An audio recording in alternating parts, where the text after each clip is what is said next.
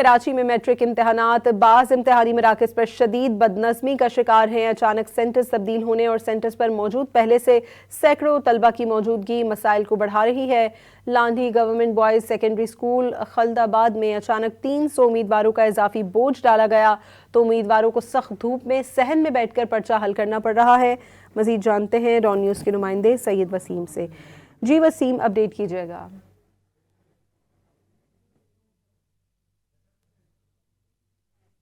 کو شدید مسائل کا سامنا ہے اور یہ مسائل جو ہیں وہ اچانک سینٹر کی تبدیلی کی وجہ سے سامنے آئے ہیں۔ ان سینٹروں کو رات گئے اچانک تبدیل کیا گیا کیونکہ جو پہلے سے سینٹر موجود تھے وہاں سے نقل کی شکایات تھیں، لیکن اس تناظر میں بورڈ انتظامیہ یہ خیال رکھنا بھول گئی کہ کس طریقے سے طلبہ کو مینج کرنا ہے۔ Government boys and girls secondary school Khuldabad Landhi کے امتحانی مرکز میں شدید لوڈ شیڈنگ کا سلسلہ جاری ہے۔ امتحانی سینٹر پر 1200 سے زائد امیدوار موجود ہیں، جس میں 300 اضافی طالب علموں کو اسی سینٹر پر گزشتہ رات جو ہے وہ امتحانی سینٹر بنایا گیا۔